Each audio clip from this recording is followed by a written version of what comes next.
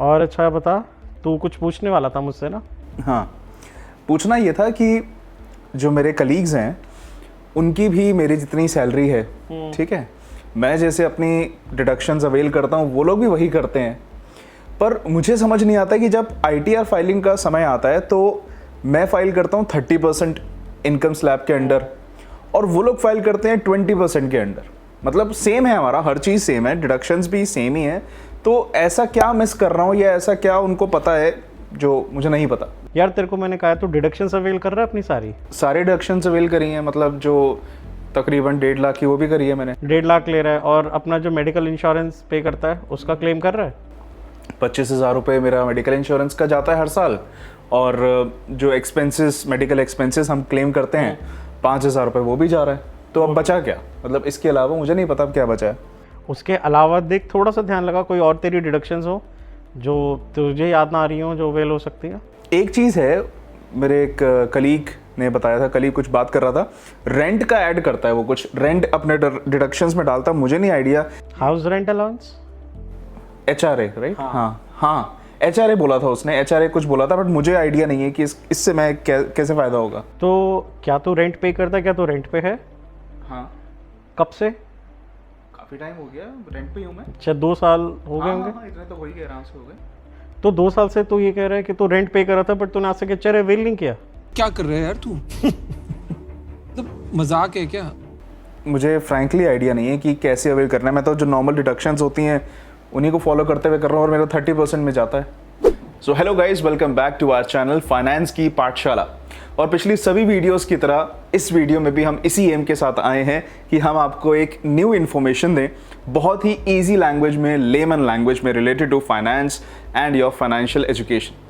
सो इस वीडियो में हम बात करने जा रहे हैं कि जो आपको HRA मिलता है, क्या आप उसे अपनी डिडक्शंस में अवेल करते हैं? अगर नहीं तो कैसे कर सकते हैं?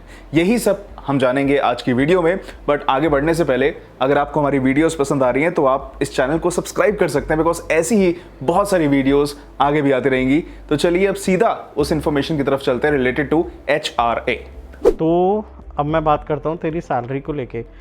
पूरी सैलरी जो तेरे पास आती है, जो तूने मुझे बताया था, वो 13,80,000 थी। बिल्कुल ठीक है, जिसमें से तूने बताया था कि 60,000 तेरा मंथली बेसिक है और HRA तेरे को हर महीने 30,000 मिलता है। करेक्ट। बाकी अलाउंसेस मैं भी नहीं गिन रहा, जो और मिलता है। हम मेन काम पे आते हैं। उसमें से मैं अगर मान के चलूँ net income after deductions other than HRA, तो तेरी जो इनकम है वो उसके अलावा 12 लाख बन जाती है। 1.5 लाख जो हम अवेल करते हैं, और फिर इंश्योरेंस प्रीमियम और 5,000 रुपया। नहीं, एक मिनट, मुझे भी एक कैलकुलेशन समझने दीजिए कि 1380 थी मेरी एनुअल इनकम जो थी, उसमें से 1.5 लाख डिडक्शन करी जो कि बनता है अपना 1230, और उसके बाद 25 + 5 30,000 और हमने डिडक्शंस ली, तो ये बना हमारा 12 लाख। तो अभी तक जो हम टैक्स पे कर रहे थे वो 12 नेट इनकम पे टैक्स पे कर रहे थे। बिल्कुल बिल्कुल बिल्कुल। ठीक है, तो यानी कि तेरा 30% है, बट कलीग्स का वहीं 20% है। ठीक है, तो अब मैं बताता हूँ कि तू भी 20 में कैसे आ सकता है। तो अब मैं तेरे टैक्स HRA के कैलकुलेशंस को एज्यूम कर लेते हैं। ठीक है, जो हमें हमारे पास फिगर्स है। पहला HRA के अंदर 3 कैलकुलेशंस होती हैं, उसमें से जो भी मिनिमम अमाउंट होता है वो हम डिडक्शन अवेल कर सकते हैं। ठीक है, थोड़ा समझाओ मतलब। हाँ, अब लेमन टर्म में मैं स्टेप 1 स्टेप बताता हूँ। पहला स्टेप जो कि रहता है actual rent paid minus 10% of basic salary. Okay, ठीक है, ठीक है। तो एक्चुअल रेंट पेड मतलब यहाँ पे जो हमने रेंट पे करा वो पे करा हर महीने 25,000। ठीक है, उसके बाद जो 10% ऑफ बेसिक सैलरी, तो 25,000 हर महीने पे करा, यानी साल का 3 lakh 3 lakh minus 10% of basic salary. तो बेसिक सैलरी 60,000 है, हाँ, उसको 12 से मल्टीप्लाई करा 7,20,000, हाँ। उसका 10% अच्छा, 72,000। 72,000। तो 3 लाख अच्छा, में से 72 गया तो हमारे पास क्या फिगर आई? 2,28,000। ये फॉर्मूला होता है हाँ, कैलकुलेट करने का। ठीक है। अब हमारे पास सेकंड पॉइंट आया, actual rent offered by the company. Actual HRA offered by the company, वो है 30,000।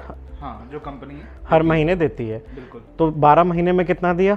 360। 360, वही हमने यहाँ पे निकाल लिया। थर्ड होता है अगर हम मेट्रोपॉलिटन सिटी में रहते हैं, दिल्ली, मुंबई, कलकत्ता।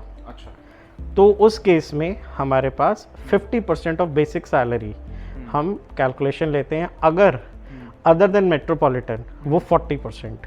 ओके ठीक है, तो अभी हम दिल्ली में रह रहे हैं तो हम 50% अवेल करेंगे। तो अगर अब 50% ऑफ बेसिक सैलरी, क्योंकि यहाँ पे आप मेट्रोपॉलिटन सिटी में, तो वो 7,20,000 का 50% यानी कि 3,60,000। ठीक है, इसमें से जो मिनिमम है वो हम डिडक्शन में क्लेम कर सकते हैं। जो मिनिमम है तो वो मिनिमम अमाउंट क्या हुआ? 228। तो हम इसको अपने इसमें क्लेम कर सकते हैं।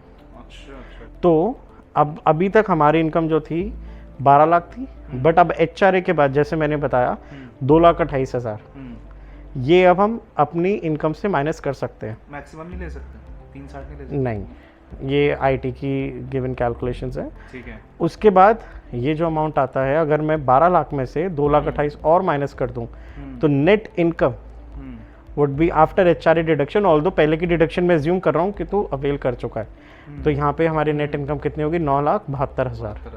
अब इस पे टैक्स बनेगा, यानी कि 20%। 0 to 2.5, 2.5 से लेके 5% और 5 से लेके 9,972 तक का जो भी डिफरेंस है उसका 20%।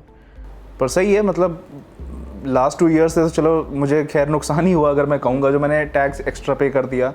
बट अब ये है कि आगे से आई एम अवेयर कि HRA भी मैं डिडक्शंस में इंक्लूड कर सकता हूँ। ठीक है।